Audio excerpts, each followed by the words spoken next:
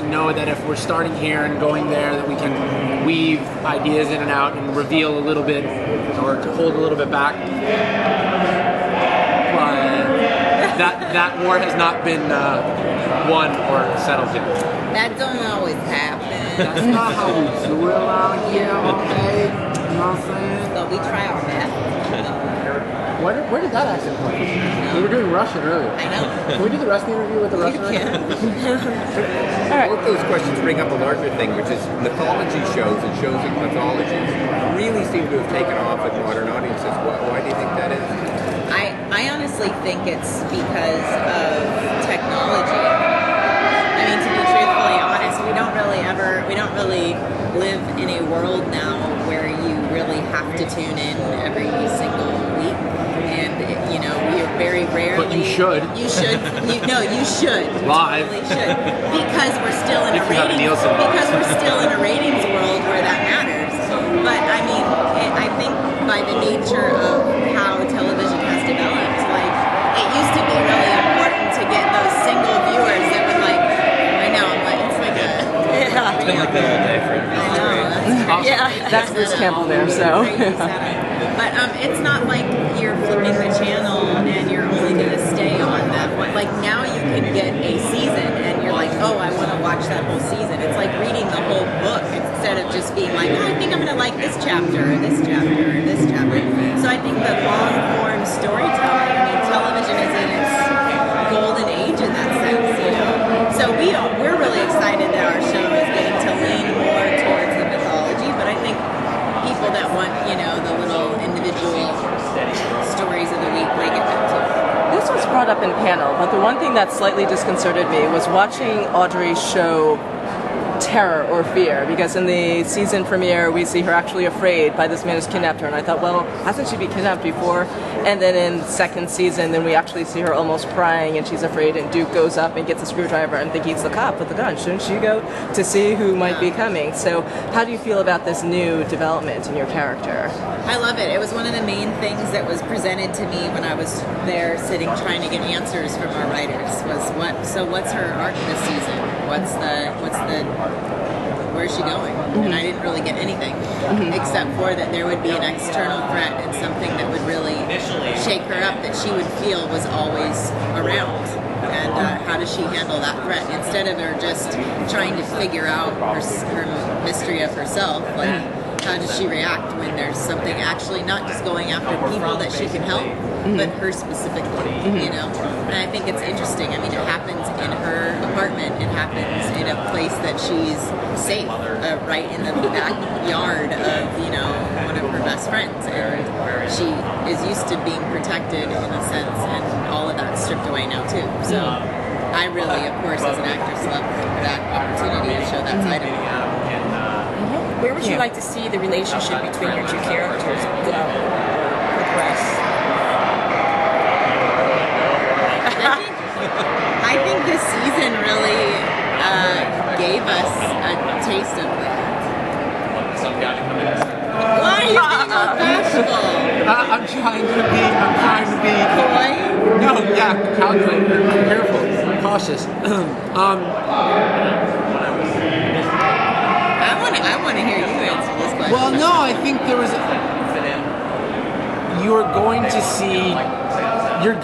I mean, we already know where it's going. We wrapped filming the season, so I'm trying to answer this question without already knowing. Right. I know exactly where it's going, but Tell us exactly. I'm like, there's some spoiler information in here. You wouldn't want us to, though. Everybody thinks they'd want us to. No, I don't want to be spoiled, but I mean, you know. The thing is, Duke and Audrey's relationship is going to change drastically over the next even few episodes. We've already started in the beginning to Yeah. But in also knowing where the season went, I gotta hand it to the writers again.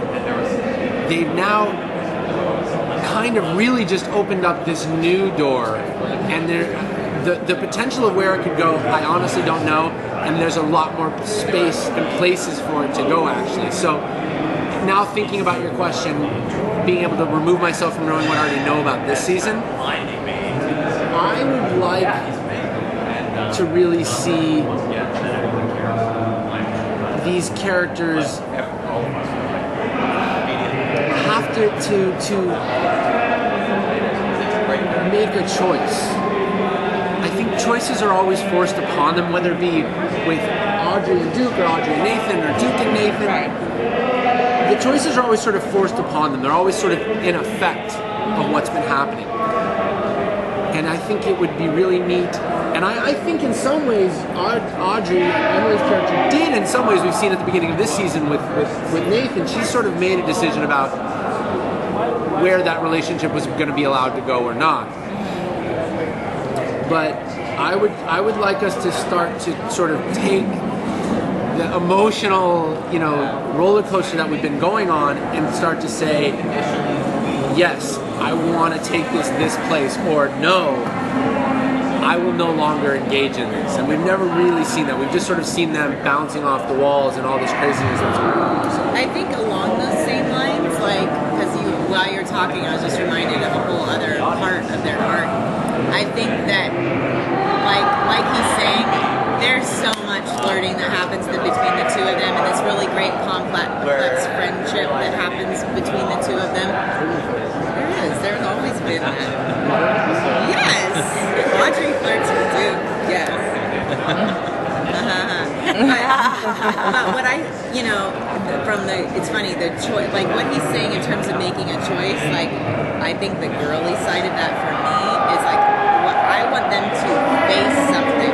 Like, I don't want them to, like, face it and then have something intervene or take them out of that. Like, I want them to have to face something head on. And, I mean, they sort of have to do that in this season. But, I mean, I want them to face it and deal with it and sit with dealing with it and see where that kind of fits them. A bigger way, because it's boring to sit and just talk about it. But, I mean, I want that to be their reality. To like have to face it instead of dance around it. And I also want some answers as to what is this connection between them. Yeah. Beyond like as just becoming friends or having this relationship as people. There's obviously this, deeper understanding of each other. Generational, connection of. I mean, why was my character as a little kid at the beach with her when they found the Colorado kid's body? Right. We've never really gotten to that. Obviously, our families have a longer, history. There's questions about that. So I think, all those things. So take this interview, bold this part, and send it to the writers on Twitter. And maybe something will come of this wonderful round table. My other question then is, I didn't quite understand what happened in episode 3, where Audrey actually does say, I need you to kill this man. And Duke, for season 1, we see him as this rambling man, and he's a dangerous man, and if danger's there, he's going to handle it. So I almost didn't understand Duke's hesitance when there's a man killing his children. This is the question. And there's a man who's almost dying, and he can actually do something and save this person without. It's more a mercy kill. So, okay, I'm so happy to talk about this. Because I read the script of that episode and I went, I don't get it. I was like, why is this a big deal? I'm like, this makes no sense to me. I'm like, you're wrong. Like, Duke's killed people before, and then Matt McGinnis, our showrunner, who really, he came on second season. It was really the showrunner this season. He was like, what do you mean Duke's killed people? I'm like, Duke's killed people. He's been in trouble. He's had things like, he's not a sweet guy. I'm like, even in season 1, when I thought there was somebody behind a wall, I pulled the trigger on the guy's face. I'm like, he is a morally questionable person in some ways. Although he may have a good heart, but regardless, he's killed people. This is not a hard choice. This guy's a killer.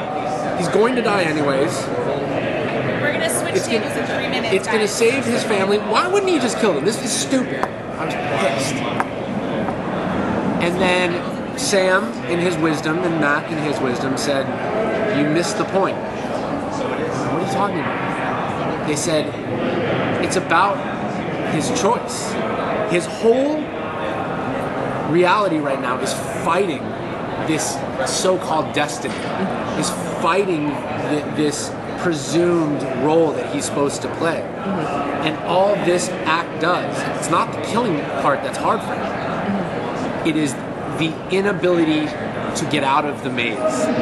It's winding up in the same place over and over, that he has no choice, and the idea that he doesn't have control of his fate, which is all he's been holding on to, is that if I don't want to be this guy, I don't have to be this guy, and I can stop from being this guy, and he just keeps getting pushed in his face. So that became really what the turmoil was about.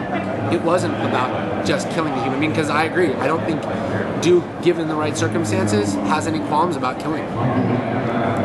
I know that may sound harsh, but No, that's the character. Thank you. Dovetailing off of that a little bit, I think there was an element of being heartbroken. He was heartbroken that Audrey perceived him as a killer and didn't trust him enough to come to him and say, "This is our situation. How do you feel?" Yeah, manipulating Absolutely, him into that situation. The betrayal of that, I think, was a huge part of it. Absolutely. Yeah, So it can felt you like see it was Audrey like making amends as a result, because she's broken his heart. That trust is no longer there that he implicitly had for her, that she would always be good to him. I think that this winding time clock for her, that she has X amount of days until the whatever happens, and whatever happens, really takes the camera lens in her life and cranks it into focus and makes things very black and white for her. She only has this much time left, and so what can she do with that time she's at? It's as if she's been given we kept saying, like a cancer diagnosis. I have this many days left. What am I going to do with that time? And as much as it forces her to make these decisions, we see her fumble with that, which is what I love. It's not clean. You know, she's like, okay, it sucks that I have to ask him to do this, but it's going to save so many X amount of people. So at the time that I have, I would save all these children and all these people, the greater good, moral question.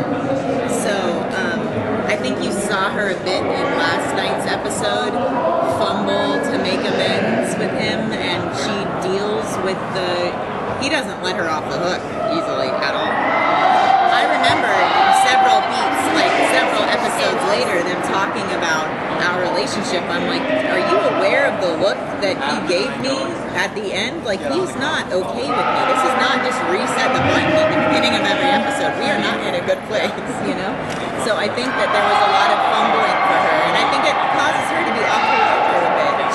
She's not in a good place now with either of the two people that she could always be in a good place with. So I think that's good television, in my opinion. Good storytelling. all right, we're going to stop the questions. We're going to swap the tables. You guys are going to be much happier with these other guys. Which is I don't think so. This was great. You're not I know, but it's White okay. push. Just the